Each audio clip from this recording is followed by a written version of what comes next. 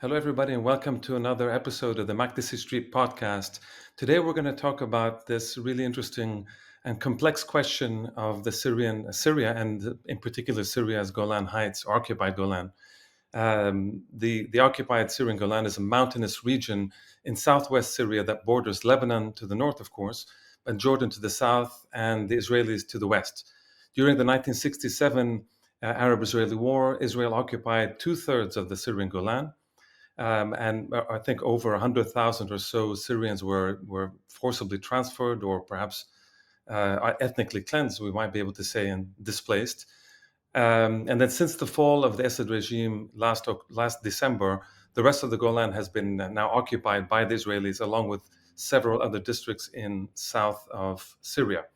We're really happy today and very pleased to discuss all of this with our guest, Wael Tarbieh, who is an artist and activist in the occupied Golan Heights. He's a project manager with Marsad, the Arab Human Rights Center in the Golan Heights, where he leads his program on economic and social and cultural rights. He's worked with fellow artists and cultural activists on developing the local artistic and cultural space in the occupied Syrian Golan, and has sought to link its democratic cultural movements in Syria, Palestine, and the world. And these, of course, are, for our podcasts and for the purposes of all our audience, I think these connections are going to be very, very important to think about. So, Wael, thank you very much for joining us. We really appreciate your time. Thank you a lot. Thank you for Makdisi Street for having me. Thank you. So we'd like to start as we normally do. If you can just introduce yourself with a little bit more depth and basically tell us, what does it mean today to be from the Golan? What does the Marsad do, of course, but what does it really mean to be in the Golan? I think it's fair to say that most of us, I've heard, even neighboring countries, we know Golan is occupied, etc., but very few people know over the past decades, really, what actually goes on, unless you're really studying it closely, what is actually going on, what is the social makeup, who actually lives there, how many people live in these occupied lands, the relationships, etc. So if you could give us this kind of brief situating of the Golan Heights and your particular role and what you do, it would be amazing. Thank you. Okay. Thank you. What it means to be a Jawlani person at this time, it means that, let's say the general facts, it means for the majority to be without citizenship on the legal status, I mean. So my citizenship is undefined with the documents that I have from the occupying power, I mean from the Israeli occupation.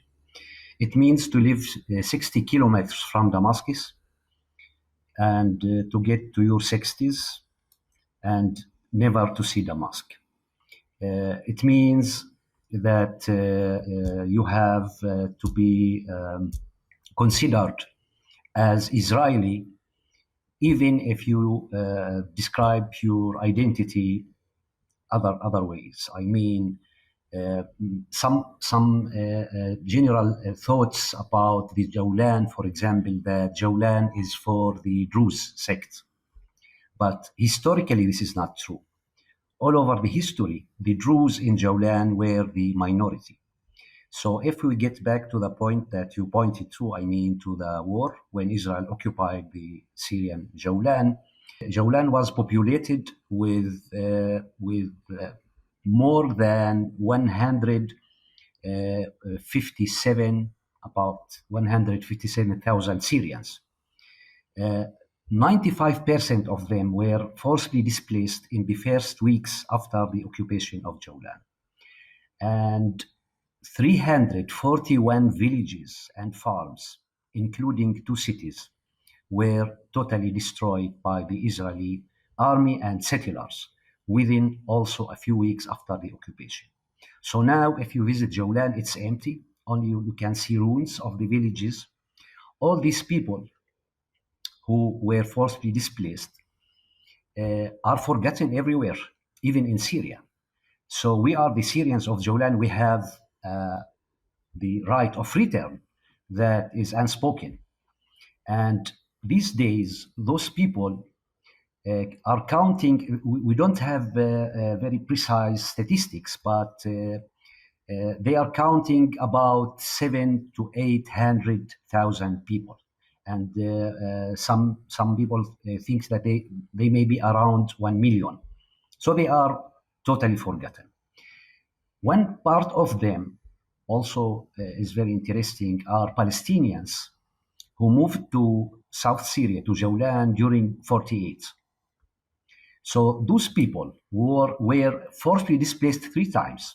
In 48, in 67, they fled with other Syrians, and 2011, they fled to Idlib from Ghouta and from southern Syria, from Palestinian refugees, because they were displaced. And the Syrian government even didn't give them the title of refugees. The Syrian government at that time refused to call them refugees because they consider that one Syrian who moves from one place to another place in Syria is not a refugee. So in Arabic, they call them nazihun, displaced people. So this whole case is forgotten totally from everywhere and from all the discourse when talking about Syria, about Palestine. This is one part of the tragedy of Syrians living in Golan. In Golan remained 5 small villages.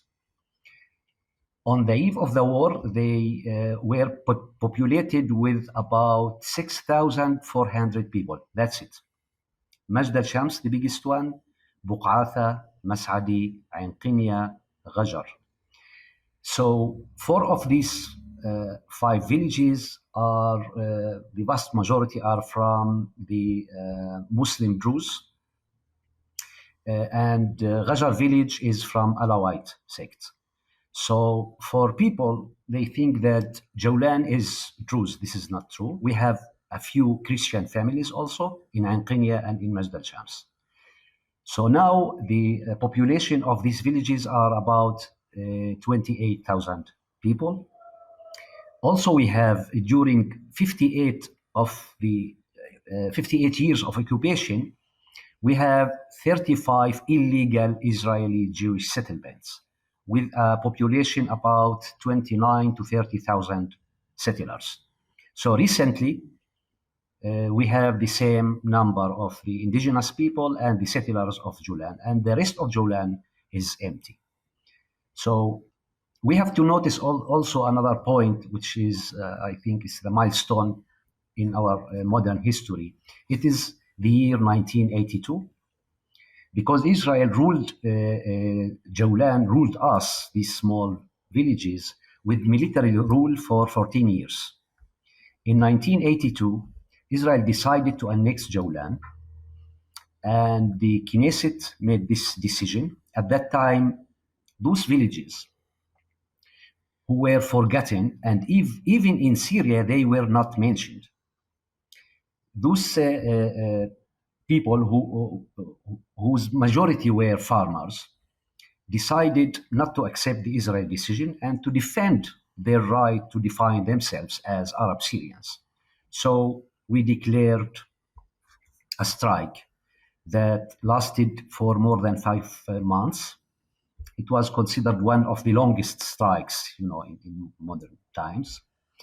And within 2 weeks, Israel sieged all the villages. They brought to Golan a number of soldiers more than the number of the population of the villages, about 16,000 soldiers. They knocked every door with a group of, with a general or an officer with the soldiers and with one soldier who speaks Arabic. And they proposed the Israeli identity card to everyone who was more than 18 years old. So I remember I was in the 7th grade at that year. And when my father refused to get the identity card, they arrested him, as hundreds of the men of the village, and they turned the schools into jails. So after 2 weeks, when they left, all the people gathered in the main squares. They put all the identity card and burned them in a symbolic act that we are refusing to change our identity. We will stay Arab Syrians, and our political belonging is to the Syrian state. So this is our local narrative, our story about ourselves within these 5, 6 decades. But for people who are away from us, Jolan is known as the only place who has a ski resort in Israel. It's known with its beautiful nature and for hiking. And it's known for Israel as the most beautiful place in Israel. They consider it as part of Israel. And regarding the small population here, I mean the 5 villages, we were targeted with a lot of projects and agendas in order to engineer our identity in a way that can serve the Israelis' interest. For example, we have a special curriculum in schools because we only have the Israeli schools. This curriculum, for example, is specified for Druze specifically. And in the first years, even they call the subjects like mathematics, maths for Druze, and physics for Druze, and history for Druze. So now they changed the titles, but the subject that is called the Druze heritage is still part of this curriculum. And it says that, guys, you are not Arabs. You don't have connections to Syria. You are Druze. It means we have an alliance with the Jews. So because you have Prophet Shoaib and we have Prophet Moses, we are relatives, and they played this, what they call the union of blood. They used this, how I call it, this cynical way of reading history with the Palestinian Druze in order to separate them from other Palestinians. So they put the Syrian Druze in the same basket with the Palestinian Druze, I mean, on the level of the programs, the school, the curriculums, the policies that they continue to implement, even and not even and more intensively after the beginning of the Syrian revolution, the Syrian uprising in 2011. So we have, for example, a lot of programs like youth movements, that like Druze Scouts, like some Zionist youth movements called the Working and Studying Youth.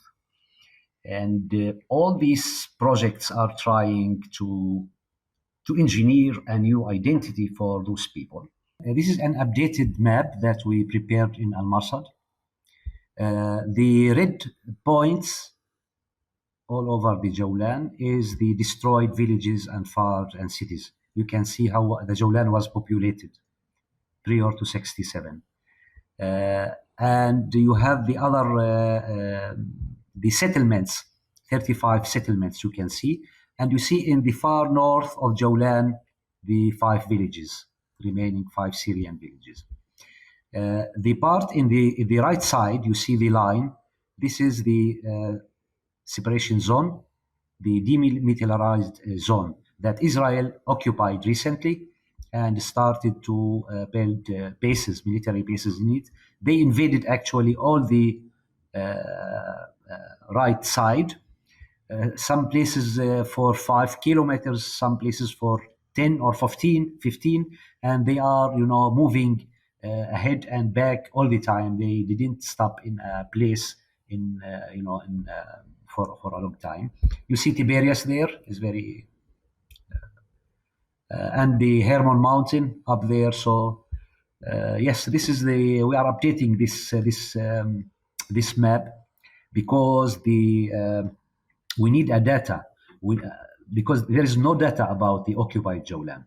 When Israel occupied Jolan in 67, they stolen all the archive from Ponetera, and it is now in Israel. So all the data about Jolan, about people who lived in Jolan, is a big project that we have to build it with time and with many people. And well, just to clarify, I don't. Damascus is not on the map, but it's just a little bit off to the northeast, right, or to the east, Yeah, northeast, I think. yeah, it's 60 kilometers from Majd al-Shams. Mejr Shams is where? Because I'm not seeing it. It's It's the the far north part of the north. map. Yeah, Okay, the far north. Okay, yeah, and then Damascus is 60 kilometers northeast from there, I think. yes. Less than 1 hour in car to get there. And so the Israelis, the recent over the past couple of months, when they occupied further, they went through that zone, the 1974 disengagement zone, right, where with the on the map on the dotted lines in that zone over there, where presumably there was also the UNDOF, the UN observer missions are supposed to be there. I'm not sure what's happened to them, but they're supposed to have been patrolling this disengagement unit area. So they went through that, and then they went even further north and have come, from what I understand, to around 20 to 30 kilometers from Damascus now. Is that about right? Yeah, they declared two kinds of areas. The first one with the depth of 15 kilometers. This is an military operations area. The second one is intelligence area with a depth of 60 kilometers from the ceasefire line. So they will not be, in the place on the land, but they will control it by the control what's going on there. So this is what Israel at least announced about their presence on the Syrian lands, the newly occupied and other lands. And sometime, for example, yesterday they got to Rafid village, and in some places, as you see, all the blue spots are the water reserves in Syria that they controlled all of them recently.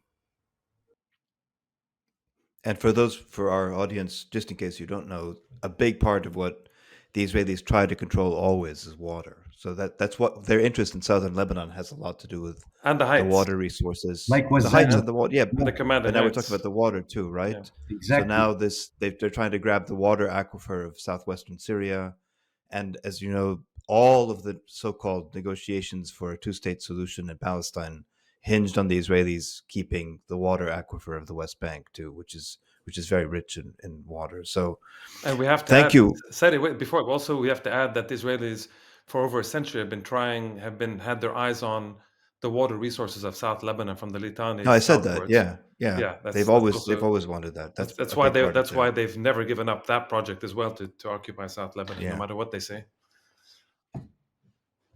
The last point I would like to highlight is that despite all these facts, and after 58 years of occupation, the last statistics that we got from the Israeli authority in Al Marsad says that right now about 75% of the population is still undefined and refused to get the Israeli citizenship. We have about 25% of the population with Israeli citizenship who became Israeli citizens. Some of them are people who moved their living place from Galilee to Jawlan. Some of people who had married, for example, women or men from Galilee. So their children will inherit the Israeli citizenship in an automatic way. So actually, this is the situation right now in 2025.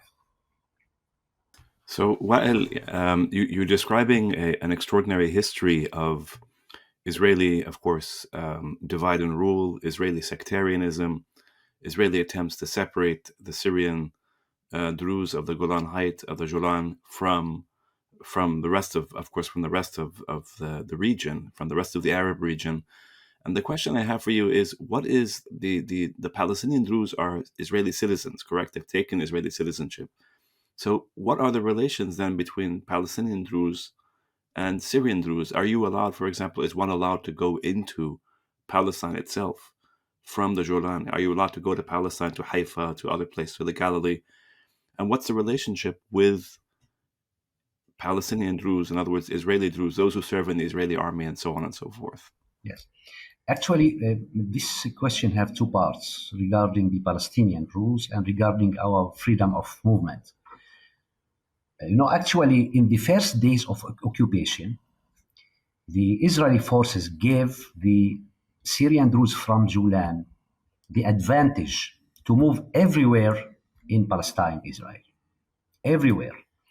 Unlike the strict things that they put on Palestinians in West Bank. This was the first move in order how to absorb them, how to attract the Syrian Druze into the Israeli life and politics and citizenship, etc. For the relationships with the Palestinian Druze, it's the same with any other places in Lebanon or in Syria. There are families, extended families, who have relatives and who have mutual marriages. So on this level, they are, as prior to the establishment of the Jewish state, they were connected with each other all over the area in Lebanon, Syria, Jordan, and Golan. This is, I think, one level, but the political level is the one that for a long time was making a kind of distinguishing between us and them, as we identify ourselves as Syrian Druze, and there they are identified as Israeli Druze. So the history of the Palestinian Druze is also very important. And I think if we get into the history of how they became part of Israel, how they became serving in the Israeli army, I think they are, as others, they are a victim of the Israeli policies. Because if you know, for example, prior to the establishment of the Israeli state, in 1939, there was a special department in the Zionist agency. It was headed by a man called Abba Hoshi. He is an Arab Jew who spoke Arabic better than us. And they have a plan to move all the Druze from North Palestine to Syria, to South Syria. They had their agent, Yusuf al-Aysami, who was in Damascus with a shop just to cover his real mission. And his mission was to get close at that time to Sultan al-Atrash, who headed the Syrian revolution against the French mandate, and to try to get the acceptance to move Druze from North Palestine to Syria. At that time, they were about 14,000 people. Actually, this project failed. They didn't succeed to do it. But this indicates the real policy toward these minorities, as Druze and others. Secondly, on the same line, after the occupation in 1967, the Israeli generals and Moshe Dayan himself came to Majd al-Shams, and he came to visit the local leadership of Majd al-Shams. At that time was a man called Kamal Kanj Abu Saleh. He was a parliament member in Syria prior to the occupation. And they proposed to Kamal Kanj to travel to Italy and to meet there with other people to study the idea of what is called the Alone Project, IGL Alone Project. And IGL Alone Project, as many people who are interested in history know, is to create two sectarian federations that will separate Israel from the rest of the Arab world. One Druze federation and one Christian federation. And to discuss the Druze federation, they asked Kamal Kanj to be part of it. The man was clever enough to pretend that he might accept this proposal in order to understand the measures of the project, what they are talking about.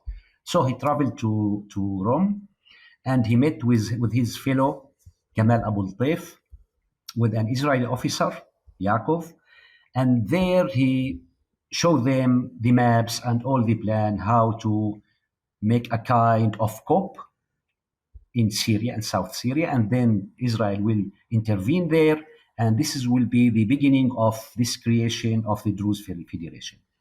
Actually, after that, within a few months, they discovered that Kamal Kanj Abu Saleh connected his friend, and they connected Kamal Jumblat in Lebanon and informed about what they heard.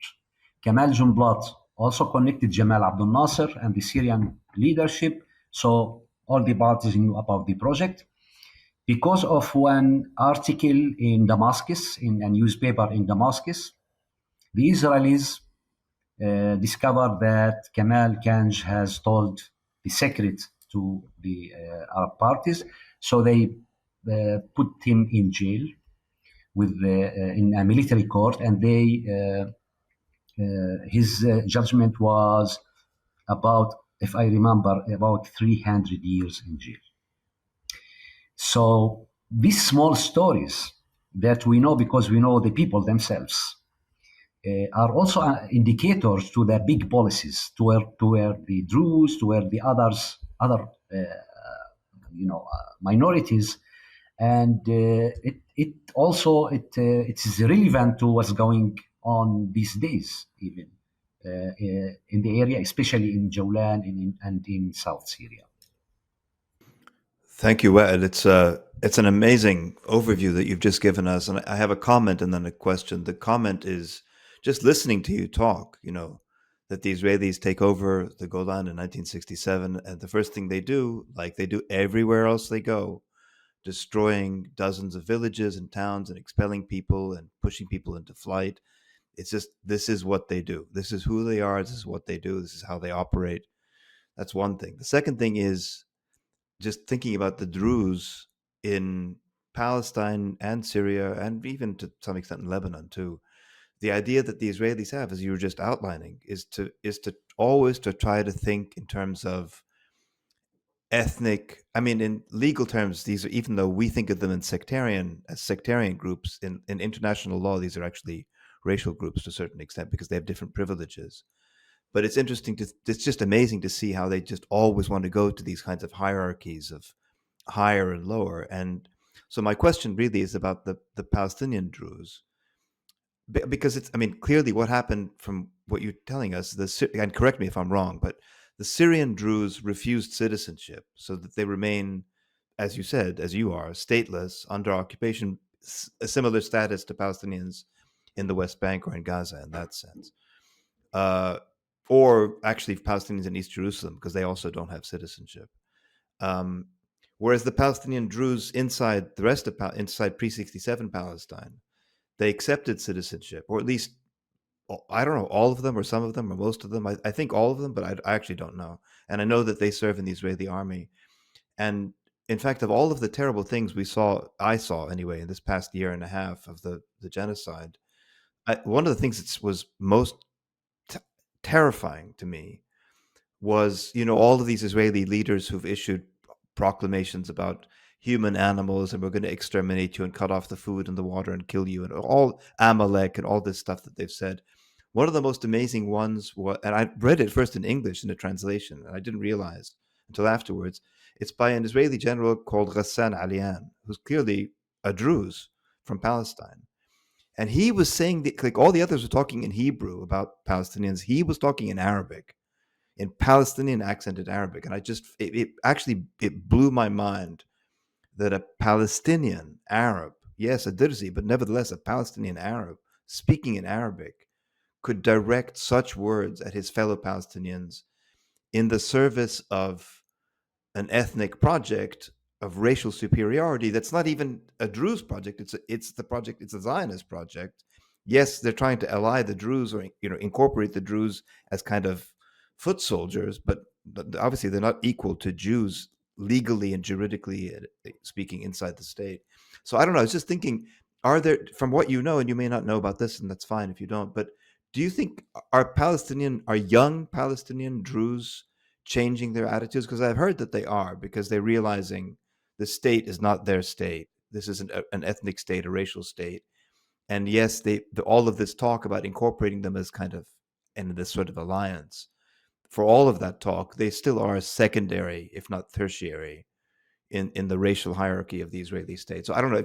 I was just wondering about the status of Palestinian Druze. If you know anything, if you could tell us anything about that, we'll come back to, because there's obviously a connection here. Because the Syrian Druze just said no, we're not going to cooperate with this, and many, if not all, of the Palestinian Druze seem to have gone along with it. Thank you. That's a long question. I'm sorry, but Yeah, thank you. it's long, but it's very important. I think it worth to talk a little bit about it. First of all, I'm not in a place to defend Druze. I just want to clarify some historical facts and some of the incorrect, impressions about what's going on. First of all, let's say all the Palestinian Arabs within 48, what is called 48, are Israeli citizens because they have no other choice. This is their place, their land, and their must be their own country, but they didn't have. So they are all Palestinians within the Israeli state. They are considered by the law Israeli citizens. Unlike us, because we all the time say we have our own state. Israel occupied Golan, but we will not become an Israelis because we have Syria. This is our state. For Palestinians, all of them, Druze and Christians and Muslims, all of them within 48, they have no other country to belong to. So this is the first one. The second one, the Druze really are a victim of the Israeli manipulation in their favorite game with minorities. So when the Israelis decided to make the Druze or to attract their leaders to serve in the Israeli army, there was a very big refusal from the ordinary Druze, and they didn't succeed.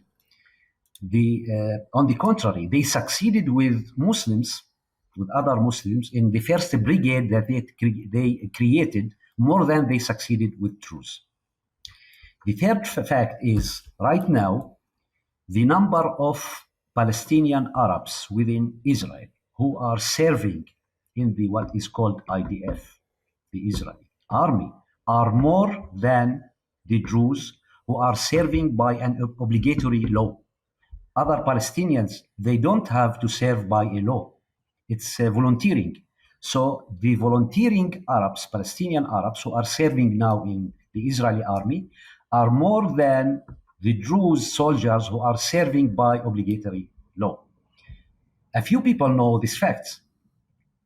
So secondly, there is a movement among the Druze youth that is serving is refusing to this service in the army.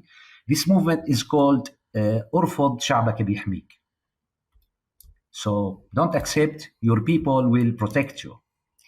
And they succeeded to convince tens, if not hundreds, of young people not to go to the military service, but with a big price. All of them will be arrested and put in jail, and they're studying their future, their career. Everywhere they go in Israel, they are, marked by a black sign that this one will not be accepted in the labor market, will not be accepted in many places in Israel. But even though many young people are refusing to go to the military service in Israel. From the second part is that I think that the Palestinian national movement also made a mistake by treating this small minority as traitors to the Palestinian, narrative, not as a victim, as part of the Palestinian people, who is really a victim, and they left them to their fate. So nowadays, many Palestinian, politicians are aware of these facts, and they are building new ties with Druze. Many young people, many Palestinian Druze are again saying we are Palestinians. Because for some period, if you tell an Israeli Druze that you are Palestinian, this is as a humiliation for him. I'm not Palestinian, I'm not Arab, I'm Druze. they are really a big victim of the Israeli, policies that I talked about. What's going on with us, the Syrian Druze, the same projects, the same movements, and they are, isolated in Israel.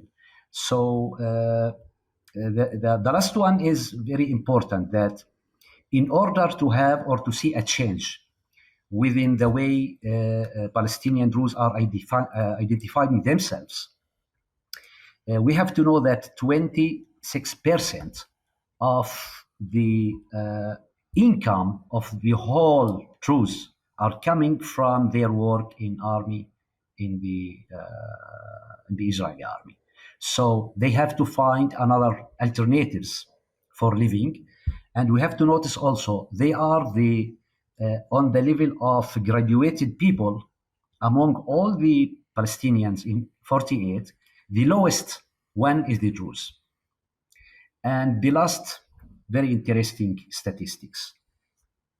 Israel is confiscating lands. Wait, sorry. Wael, the lowest in terms of graduation from school, is that what you mean? From high education, I mean, among Druze. So you can You find mean the Druze? You mean the Druze of Israel, of Palestine, or do you mean yes. the Syrian Druze? No, or both? We are the contrary. We have the highest level of educated people, the highest, maybe in the Middle East, and there is a special circumstances why that happened. But for let's call them the Palestinian Druze. The last one, that on the in the sense of the confiscating lands from Palestinians, Israel confiscated lands from Druze more than any other Palestinian, even they are citizens, although they are serving in the army, although they have hundreds of young Druze men were killed in the Israeli wars. And for example, the village Beit Jan, Israel confiscated 86% of the lands of Beit Jan, more than any other Palestinian village all over Palestine. So these facts are showing how complicated is the scene within the Palestinian Arabs within Israel, and how the Druze is material for manipulation in many ways. And Israeli policies, very intentionally, they, for example, in the West Bank, every place, for example, that they have a checkpoint where they are torturing Palestinians, they intentionally put Druze soldiers there.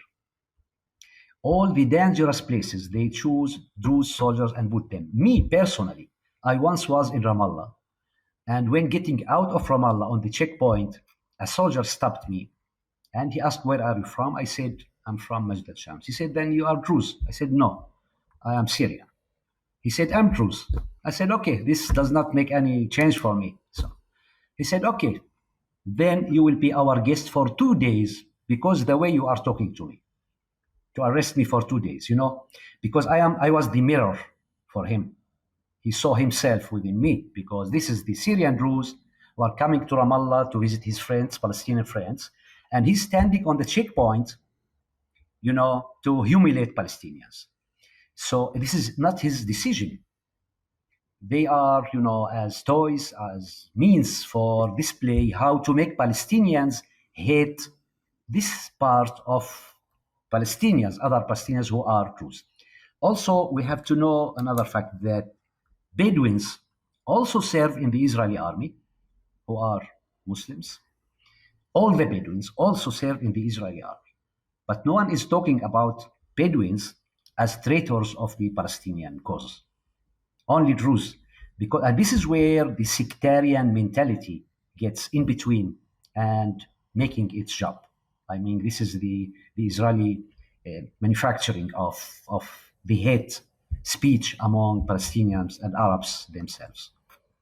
So, Wael, on this point this last point you just made about how the Bedouin and others serve in the Israeli with the Israeli state project, the army, and so on and so forth, and the humiliation of the Palestinians and the Druze, some do and some don't. The question I have for you is twofold. One is about this question of the stigmatization of the Druze. So, And you see this often in Lebanon and other parts of the Arab world as well, where when a minority, especially the Druze, collaborate with the Israelis, it becomes, quote, the Druze who do this. Mhm. As opposed to when Muslims or Sunni Muslims or others who do it, we just say, oh, they're individual specific collaborators and not the entirety of the group. Or So Christians, I wonder, obviously, as well. or Christians, obviously, In or fairness. Christians who do it. No, any group who do, any minority, but especially the Druze, it's always a stigmatization of the Druze. So, and you've just raised this point, and I think it's really important for people just to note this, that there is a stigma, and there's a sectarian stigma associated with this. But then that also, so that's one, just to echo what you're saying. Well, the second point is a broader point to shift us back to Syria, which is to say that the Israeli state emphasizes and goes out of its way to create minorities. It's the only state in the region that sort of just loves to create minorities as a way of dividing and ruling and entrenching Jewish supremacy, of course, over this hierarchy of sects and races and ethnicities. The Syrian state, for the longest time, didn't do this. It did the opposite. It denied minority, identities as such, as political identities.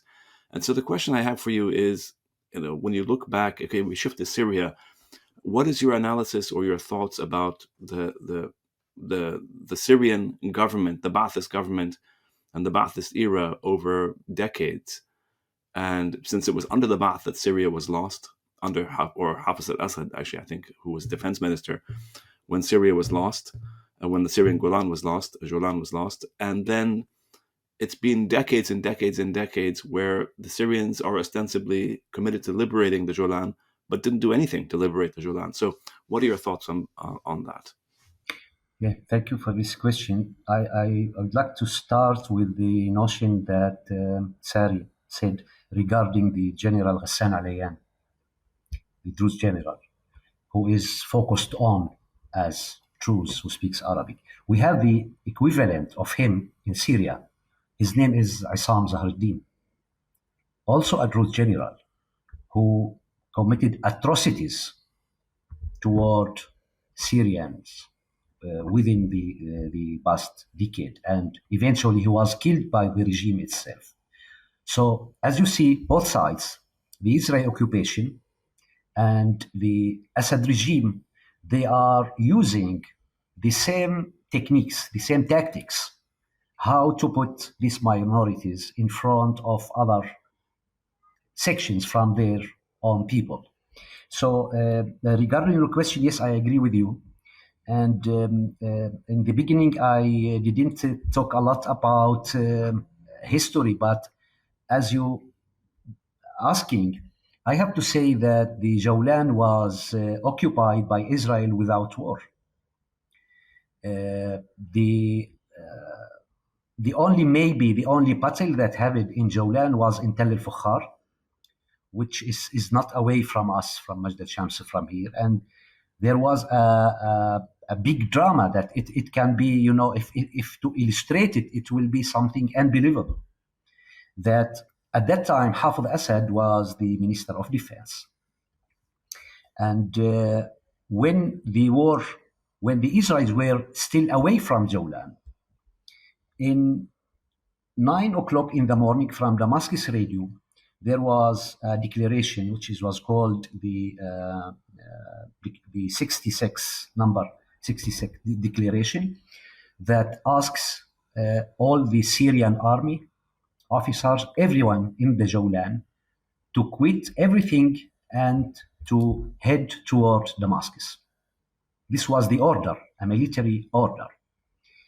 In Tel al-Fakhar, there was about 65 to 70 soldiers with Taha Yunus, their leader, there.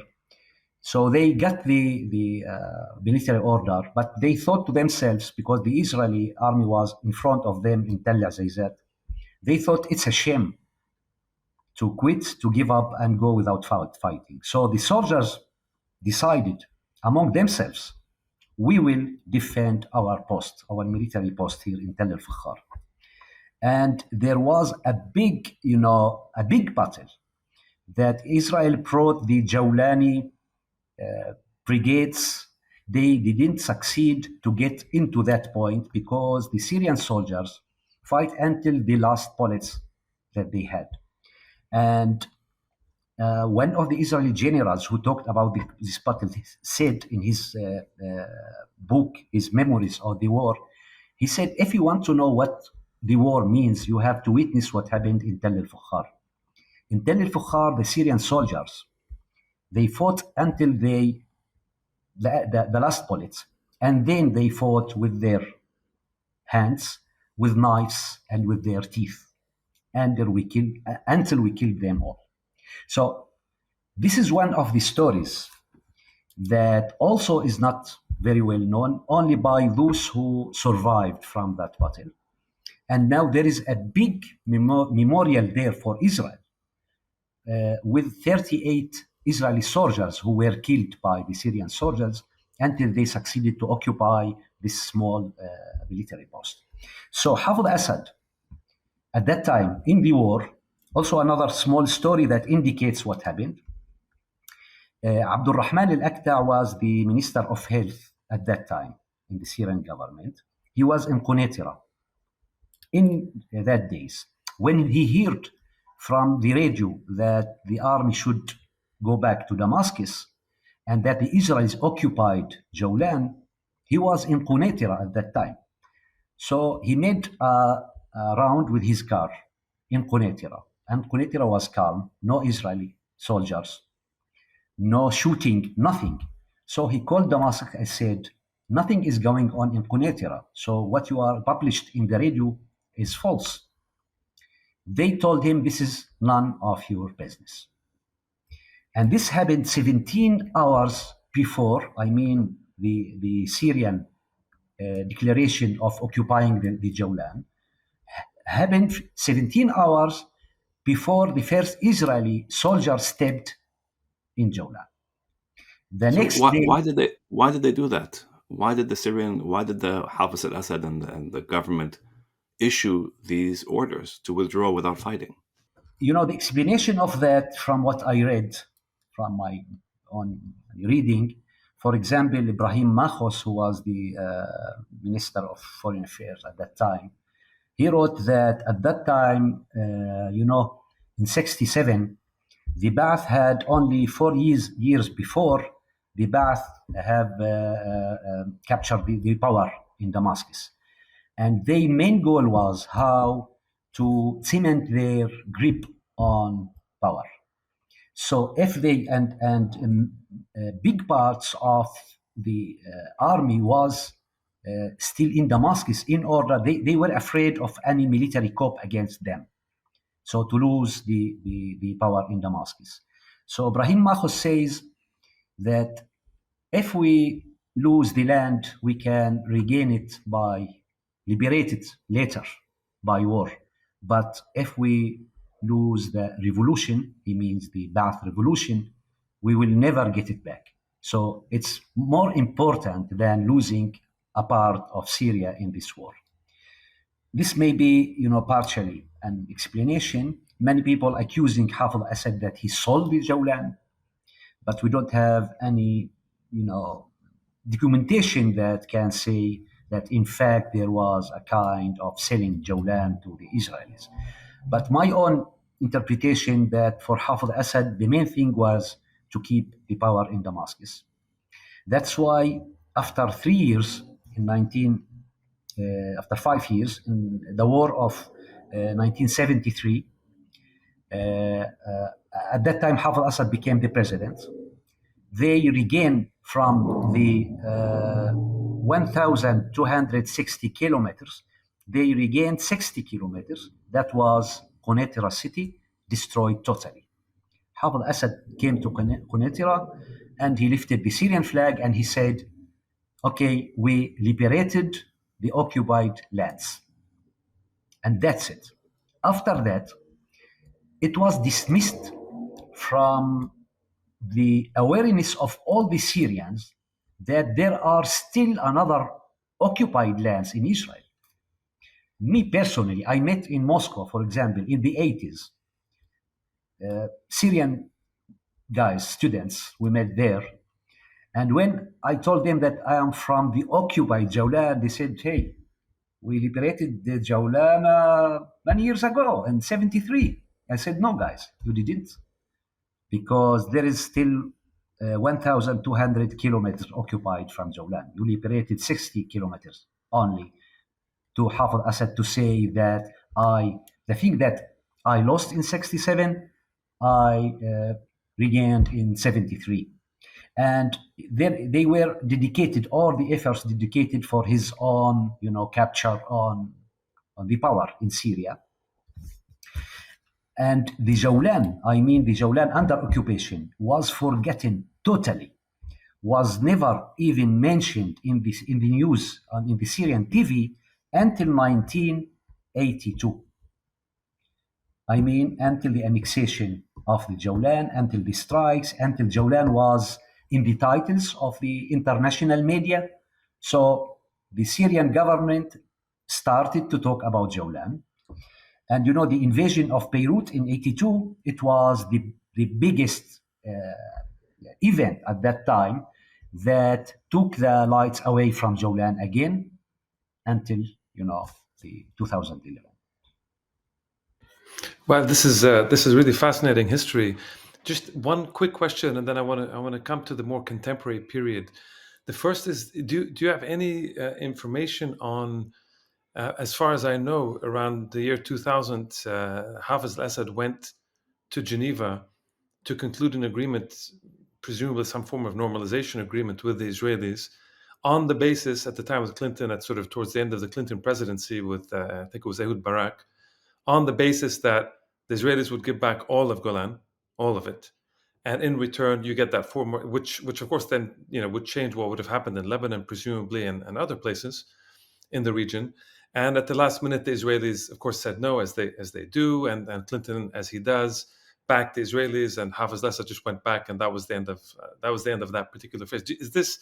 I mean, we have some of these sources from the American and Israeli, etc. Is this, as far as you know, is this talked about? Is this like a milestone, or was this not really covered particularly, or not taken seriously inside the Jolan itself? Yeah, that's interesting. This is what is called wadi'a, how it's in English, wadi'a Rabin. A gift, sort of. Some kind of. The negotiations between Hafez Assad and Yitzhak Rabin, they came almost to an agreement. And the only part that they disagree on, that was the borders, where the borders will be beside the Sea of Galilee, Tiberias. Because the Syrian lands, for the Syrians, they had access to the water of Tiberias. And it was famous at that time that Hafez Assad said that I used to fish from Tiberias. So it means that we have access to the water. The Israelis didn't want to share the Tiberias with Syrians in any agreement. And from what I remember of reading about that period, that they had a few steps just to get to an agreement. And this is what was called Wadi'at Rabin, Wadi'at Yitzhak Rabin. And, even with Bashar Assad, there were negotiation with a mediation from Turkey between Syria and Israel. So the Israelis, I think, they were ready until recently to make a kind of peace agreement, land for peace with Syrians. But why it didn't succeed, where was the real obstacle, actually, I don't know. But when they dismissed this idea that we don't need to make any peace agreement with Syria, it was in 2011 or 12, because they saw that Syria is going to be destroyed state. There is no power, there is no one to negotiate with, so we can take Jawlan forever and for free. And they got it, they worked on it until they got in 2019 the Trump declaration on the Israeli sovereignty over Jawlan, even in contrary to all the UN resolutions, that Jawlan is still an occupied Syrian land. Okay, fascinating. I want to come to the period, the sort of contemporary period, and in particular, we've this sort of two main phases. The first phase in the post 2010 uprising in Syria as part of the larger context of the larger Arab uprisings against various kind of leaders and states and authoritarian leaders in the region. And could you talk a little bit about what was going on specifically in the Golan vis-a-vis and its relationship with the other forces, the other ideologies and movements inside Syria, in terms of those that wanted to overthrow Bashar al-Assad and his government, his regime, and at the same time, were there agreements with other forces? I mean, was it a sort of an anti? We want the regime to go because we want a more democratic Syria within a larger kind of Arab world, or is it more we want it, but we also have disputes with all the other groups that are inside, etc. Could you talk a little bit more about what was going on in that period and the relationships that were formed? You mean for people, especially from Jolan, the occupied Jolan? Yes, specifically. Yeah, here I may indicate two main points. That the first ever manifest, how we call it, supporting the Syrian uprising happened in the 8th day after Dar'a, what happened with the kids in Dar'a. And this first manifest was from Majd al-Shams, from the Golan, the occupied Jolan. And I think this is a significant, detail. Because it means that people here in Jolan, and I remember that I was part of these debates, we believed that there is no chance to this part of Syria to become again under the Syrian authority unless the Syria will have a democratic regime, unless we get rid of Bashar Assad regime. This is our belief as activists in Jolan. So for us, it was like a dream that eventually it's happening, that there is a chance to get rid of this despotism in Syria. That's why the first manifest started in Majd al-Shams, and about 80 people signed it with their own names. After that, there was a boycott against us, against those 80 people, because even in the occupied Jolan, we have the same rift that happened everywhere in Syria and in the Arab world and in Lebanon and Palestine, between a party supporting the uprising and the sides who are supporting the regime. And we lived with this rift for a long time in Jolan. Even we are away from the regime cannot get to us because we are under the Israeli occupation. Even the names of activists from Jolan who were opposing the regime were put in the lists who are wanted to the security apparatus in Syria, to the mukhabarat here and there were tens of people from the occupied Jolan also that their names were put to be arrested and to be irrogated. So this is, I think, for us, this was the biggest local conflict among people that we lived since the occupation. Because people, up till now, many people are not talking to each other. We were totally two parts. And in this gap, Israel exploited this rift in order to push ahead its projects. So we witnessed that in 2014, the numbers of young people who applied for Israeli citizenship became more among our population here. That's because some young people lost, this hope that someday we will be again under the Syrian sovereignty.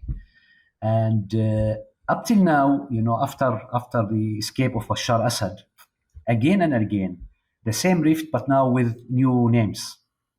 People who are having the hope that Syria will stand will be rebuilt again, and people who decided from the first days that those who are in power now are not better than Bashar Assad himself. So we again in the same, the same conflict. So, Wael, on this point, can you clarify a little bit? I mean, as soon as Bashar al-Assad's regime, the government in Syria fell, very suddenly, of course, and unexpectedly for most people, when it fell and the regime collapsed and the end of this authoritarian state occurred, the Israelis immediately took advantage and occupied even more of Syria. So, what does that mean for those of you who are in occupied Golan now that Israel has extended the occupation even further? And why is it that the Israelis waited until the collapse of Bashar al-Assad's regime to do everything they did in Syria? I mean, they bombed the entirety of the Syrian army after the collapse of Bashar al-Assad. They bombed all the strategic sites. They bombed all over Syria, as far as I can tell, and they keep bombing Syria. So, what does that mean, and what are the implications first of all, for you, for those of you who are living in occupied Golan, now that the Israelis have extended beyond the Golan and they're creating a quote buffer zone to their own occupied Golan, and what does it mean that they waited until the collapse of Bashar al-Assad's regime to do this massive strike on Syria and yet more occupation? Yeah. For people who monitor what's going on and reading newspapers and websites, they can understand it very easily. The Israeli attack over Syria by the Israeli military themselves, this is the biggest military act in the history of the Israeli state, what they destroyed all over Syria in the first day. And prior to that, they were making a kind of invasions to the Syrian lands and getting back. Even they occupied the rest of the Golan, who was still until that time Syrian one. They occupied it. They occupied a lot of villages with a population over than 70,000 Syrians now are under the new Israeli occupation of Syria. They controlled all the sources of water, and this is one of the Israeli goals that we are not being talking about a lot. But shortly to say briefly, this is this aggression is very understandable. This is Israel.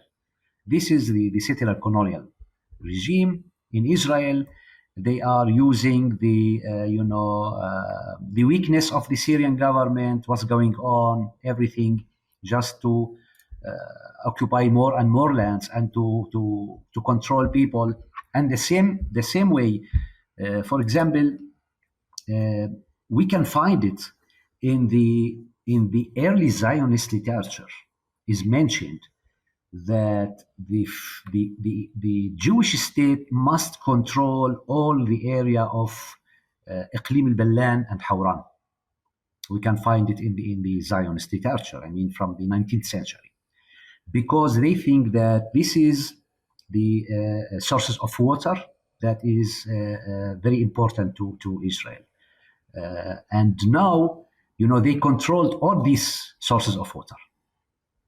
In fact, the Israeli military are based there. They built new military bases, and again, they are making the same game.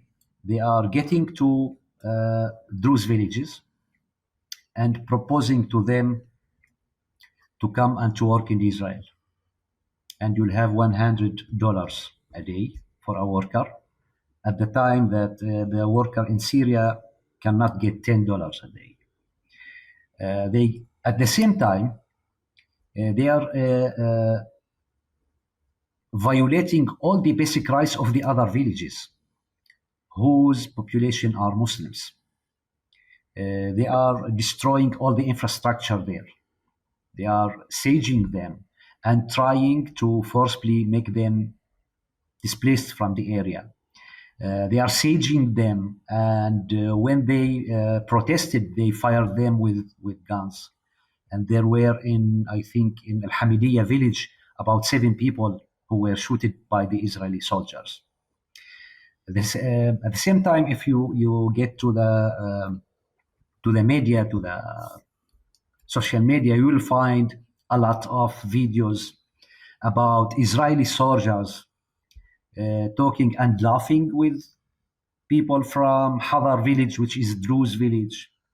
And recently, they brought about 100 sheikhs, religious people, Druze, to visit the holy places for Druze in Israel, as they called it. And this is, very, very strong example of this manipulation, how it's being played. This was planned by Israel and performed by the head of the Druze in Israel, Sheikh Muwaffaq Tarif, who's the religious leader.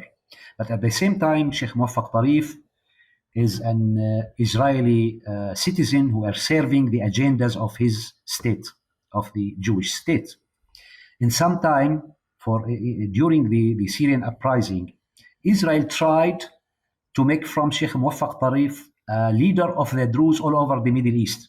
They sent him to Moscow to meet with Vladimir Putin, but also they didn't succeed, and they will not succeed because, the Druze everywhere are patriots to their places, as in Lebanon, they are patriots to Lebanon, in Syria, patriots to Syria. Just under the Israel occupation, it's a little bit complicated to be patriots Palestine that we talked about before. So now this is the game which is being played.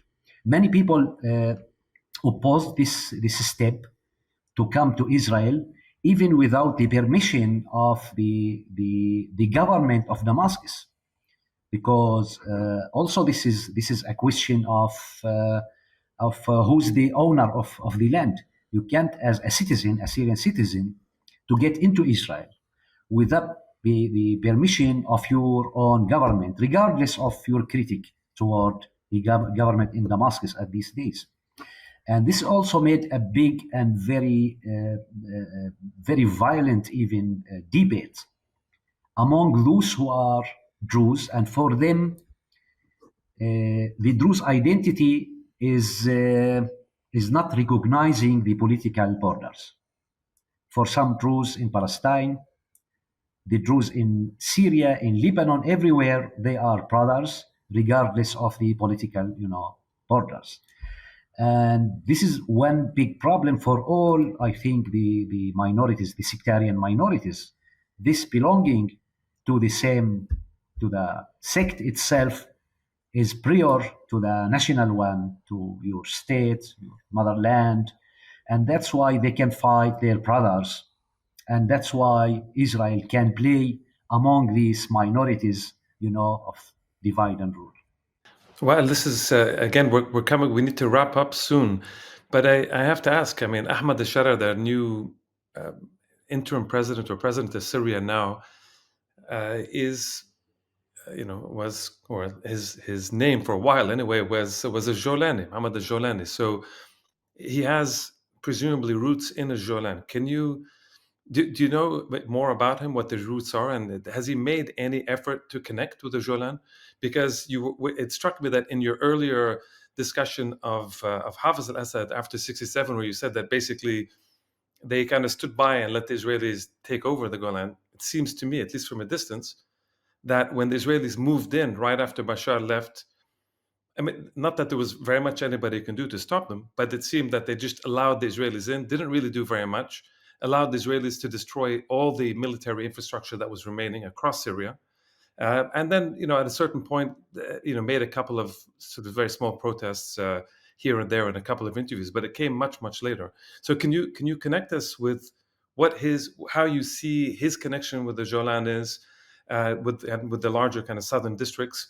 Has he, or has this new Syrian regime or government, do you think, given up on that and basically are going towards a normalization project potentially, in which, frankly, the Golan is already given up and potentially other parts of southern Syria might have to be given up, but just as in Lebanon, there's pressure to do the same? How do you see this in I know this is a bit contemporary and a bit we don't really know what's going on, but if you have anything you can tell us. Yeah, my point of view is not maybe too popular in this case. Unlike many of my friends, I'm still having hope with the new administration, the de facto administration in Damascus. I didn't lose the hope that they will be interim period for best times that to come. For the beginning, Ahmad al-Shara is Jawlani, is from our places here, from Az-Zawiyi, and his father also a well-known writer. His father was one of those who participated in the Spring of Damascus when Bashar Assad, took the place of his father. And his origins from Al-Jbin village beside Fiq. This is also the places in Jawlan who were, displaced people from here. So the family's origins from this Jawlan. He's very well known to Jawlan. But regarding what's going on later, I think that no one has the ability or the power to confront Israel or to stop its action in destroying all the defensive infrastructure in Syria. Not Ahmad al-Shara, not Jabhat al-Nusra, not anyone in Syria have this power. And I think we have to look it within the context, within the basic fact that says that Syria is a destroyed country, that Syria is starting from zero. Everything is a failure, a big failure in Syria. And until now, I think this attempt that to hold the state and to try to go within, steps to rebuild the state after the escape of Bashar al-Assad. This is until now I see it in very big danger. It may collapse in any time, and I think that to be realistic, we cannot ask from this administration, who has no experience, who has no confidence of people with whom they can collaborate, with whom they cannot collaborate. So I think that they have to get the chance and to get the help. And I think all the Syrian patriots must help this administration, must criticize it day and night in every step and in every word, to criticize and to say this is not okay, this is bad, but at the same time to give all the help to this interim administration, because I think this is the only way that I see there's a hope for Syria. For us, for example, in Al-Marsad, we made a statement about the events, and we said in the end of the statements that it seems that we are not a priority as the occupied Golan from 67 for the new administration. We can understand it, and we can conclude that we have to continue, our struggle to keep our Syrian identity under occupation until someday that we hope will come, that will be one of the priorities that we know, because we know not Ahmad al-Shara, not anyone, he cannot get into a fight and war with Israel. And maybe Israel is waiting for any gesture of that to get in and to destroy everything. And for my understanding, Israel is not happy with this new government in Damascus. They are happy that to get rid of Iran and Iran's militias from Syria. That's okay. They occupied Jebel al-Sheikh, Hermon Mountain, that they can now, monitor Lebanon and Libqa from it. And they will never get out of it. Not in a peace agreement, not in any way. They will not give up this place. But at the same time, our demands from the Syrian government in Damascus must be realistic with their ability, what they can do and not do. For my opinion, what I miss from their behavior is to emphasize, even you cannot demand your occupied lands in 67, but you don't have to pretend that it does not exist. You have to say all the time, the if the Israel wants peace with Syria, the Syrian peace is very well known. It demands the all the occupied Syrian lands, including the 67 occupied lands. So not only the newly occupied Golan, and Israel may play this play, they can negotiate on withdrawing from the recently occupied areas, you know, in the expense of, okay, let's forget it about the Golan. This is the price. The Golan of 67, this is the price. We will withdraw to the 74 agreement, ceasefire line. So all this also, these maneuvers and these manipulations is very well known from Israel. The duty, I think, of Damascus government is to say everywhere and in view and to the Syrian people that we have occupied lands that we cannot now demand. We will postpone it. We will rebuild the country, now the state itself, but we will never give up our rights and our people and the right of the hundreds of thousands of Syrians who have the right to get back to their villages in the occupied Golan since 67. Well, I think this is a fantastic place to stop on a potentially on a moment of hope where we're aspiring something. And frankly, over these past months and even over the past year or so, we've not been able to have much to be optimistic about. So in that sense, it's good that that we're not closing up the possibilities that everything is lost, and to remember that history is dynamic and what's going on is dynamic, and that what appears to be lost sometimes just takes time, and resistance forces come through, whether it's through diplomatic forces or any other means, and so things will always continue to change. So thank you for kind of ending on this relatively positive note. Well, thank you so much. We can't thank you enough for this visit. Thank you. شكرا وائل ويعطيك شكرا العافية. جزيلا وائل يعطيك العافية. Thank you. Thank you a lot for having me. Thank you a lot. Okay, guys, I thought this was a really fascinating discussion, which really we could have gone on much longer because I don't know about you guys, but I feel very woefully underprepared in terms of understanding the history and the kind of the social context within the Golan. So I really learned a lot. What did you guys think? I think it's an incredible amount of history and nuance and depth, and also like these overlapping layers of history. That there's the history of the Druze, there's a history of Syria, there's a history of the Israeli occupation, the manipulation of the Israelis of sectarian dynamics and social realities in Syria, and then there's this extra layer of what's happening in Palestine and what's happened since. It's just extraordinary how little we actually know about the Golan, the history of the Golan, and the history of the Druze and the Golan, the history of Syria and the Golan, and where we're going. I thought it was an extraordinary session. Thank you.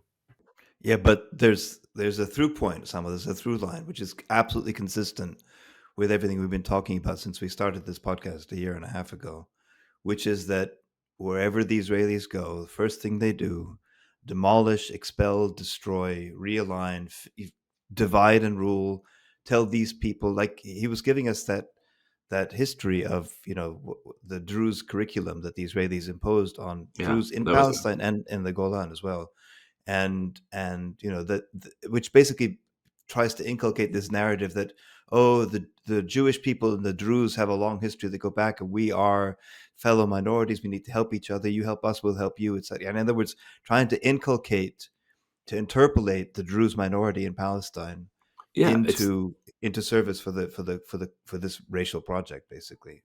100%. It's also Sadi and Karim. It's also the Zionist project is the one project that blossoms and thrives on creating minorities, on sort of on elevating and creating this whole idea of separation. It's a whole project that's designed, because it's the only project that I'm aware of in this region that is based on this ethno-religious nationalist sort of basis, and separating out everything and constantly trying to undermine the idea of unity. I mean, it's not that the other. I mean, the interesting question is that the Syrian government and the history of Syria before the Ba'ath, after the Ba'ath, during the Ba'ath, was especially during the Ba'athist period and the late Ba'athist period, was obviously full of sectarianism and full of sectarian manipulations. The question is, how does that history relate to this Israeli project? Because ultimately, also, there's this question, Karim, I don't know what you think. What he seemed to be saying, other than the absurdity of books that the Israelis create, like Druze math, didn't he talk about that? That the Israelis came in and they had a book called Druze math and Druze history, or history for the Druze, or History I for can't remember, Druze, yeah. We'll tell you what history you need to know. This is what you need to know. or math for Druze, or physics for Druze. I mean, it was actually incredible, this whole sectarian sort of impulse. But Karim, I was wondering what you think By the about. way, Sama, I would say, sorry, just hesitate to interrupt the historian. You say sectarian, which is of course true in a sense, but it's also racial. And what we're talking about here is a racial structure of the state, and so this discrimination also operates on what, legally speaking, are racial lines, not just sectarian lines. Okay, but in terms of Karim, like the through line also was that there seems to be ultimately one effective sovereign in this region, Israel. One would be sovereign. Well, okay, but like in other words, sovereign as in like imperial sovereign. That the Israelis are there and they're the ones who are giving out sort of favors, and the temptation must be overwhelming, ultimately, for those who are given access. Because in the end, who wants to be stateless, and nobody wants to be stateless ultimately. And so the temptation is and that's the great danger of this moment that we're in, is that there's one sovereign backed by the U.S. that can do whatever it wants with absolutely virtually. And the Syrian government, as you were saying, Karim, at the end with him, has essentially given up on the Golan. I mean, that's the astonishing Well, thing. I The Golan asked. is basically Well, gone. I Yeah. asked him, and I asked. I said that's what appears to be. So that's why his answer was interesting. That he hasn't given up, or he thinks that it's time. We need to give this government time because it's new. It's several decades of a regime that ended, and these guys are still trying to find their feet. So if you want to have any kind of optimism, it's that they have to kind of build slowly, consolidate. They understand, just as the current Lebanese government, for all of its ills, also understands that if you do anything, the Israelis are very, very happy to just use that as an excuse to occupy even more. So you say, oh, they shouldn't occupy here. Well, then they'll go even further. You don't want this, they'll go even further than that. You don't want them to bomb this, they'll bomb even more than that. So they look for excuses to bomb and attack and invade and occupy.